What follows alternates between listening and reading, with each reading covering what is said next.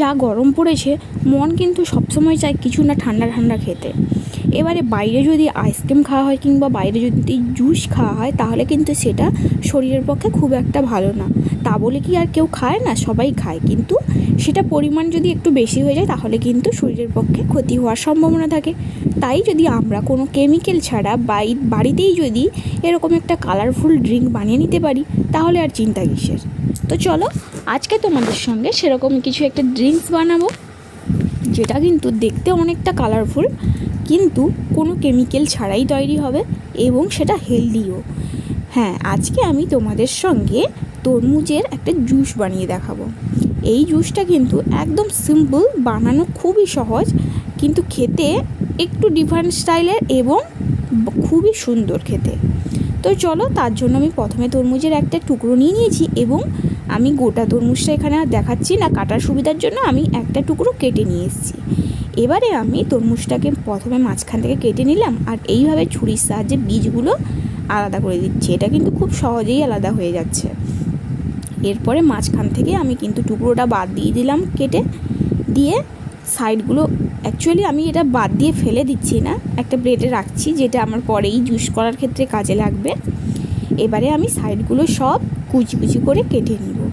আর এইখানে কিন্তু এইটা ছোট ছোট টুকরো করে কাটলে খুব তাড়াতাড়ি ব্লেন্ড হয়ে যাবে, তাই আমি ছোট ছোট টুকরো করে এটা কেটে নিচ্ছি। এমনিতেই তরমুজ কিন্তু ব্লেন্ড করা খুব সহজ, আর তাছাড়া যদি আরও একটু ছোট ছোট টুকরো করে দেওয়া হয় তাহলে কিন্তু বীজটাও বার করতে সুবিধা হবে আর এটা ব্লেন্ড করতে খুব সুবিধা হবে।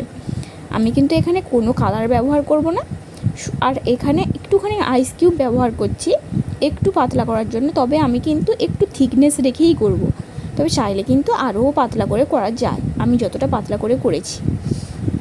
এবারে চলো, তরমুজগুলো ভালো করে টুকরো টুকরো করে নিয়েছি। এরপরে বীজগুলোকে ভালো করে বেছে নিতে হবে। বীজটা থাকলে কিন্তু বীজটা ব্লেন্ড হয়ে যেতে পারে, তার জন্য আবার পরে ছাঁকতে হবে। আমি কিন্তু ছাঁকার ঝামেলা ছাড়াই প্রথমেই আমি কিন্তু বীজগুলো বেছে নিব এর মধ্য থেকে। তো চলো, বীজগুলো বেছে নিয়ে তারপরে ফিরে আসছি। বীজগুলো সমস্ত বেছে নিয়ে তারপরে একটা মিক্সার গ্রাইন্ডার জারে আমি এই যে বীজ বেছে রাখা তরমুজগুলো দিয়ে দিচ্ছি। আমার কিন্তু এর মধ্যে একটাও বীজ নেই। এরপরে সমস্ত টুকরো দিয়ে দিয়ে এর মধ্যে আমি 1 চামচ চিনি দিচ্ছি। এমনিতেই তরমুজটার কালার দেখেই বুঝতে পারছো যে তরমুজটা কতটা মিষ্টি হবে, তাই আমি আর বেশি চিনি দিলাম না। এরপরে আইসক্রিম দিয়ে ব্লেন্ড করে দিচ্ছি।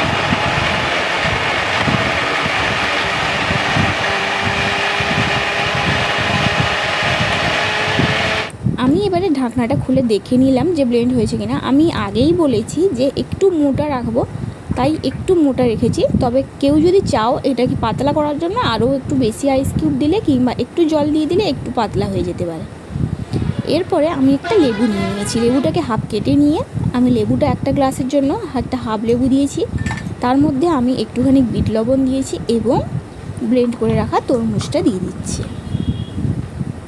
এরপরে একটু চামচ দিয়ে মিশিয়ে নিয়েছি এবং তার উপরে কিছুটা আমি আইস কিউব দিয়ে দিচ্ছি। এই আইস কিউবটা টোটালি অপশনাল, এখানে এটা স্কিপও করা যেতে পারে। দেখতেই পাচ্ছ এটা কতটা কালারফুল হয়েছে, আর এটা কিন্তু হেলথের পক্ষেও ভালো। কোনো কেমিক্যাল ছাড়াই এরকম বানিয়ে নিন বাড়িতেই।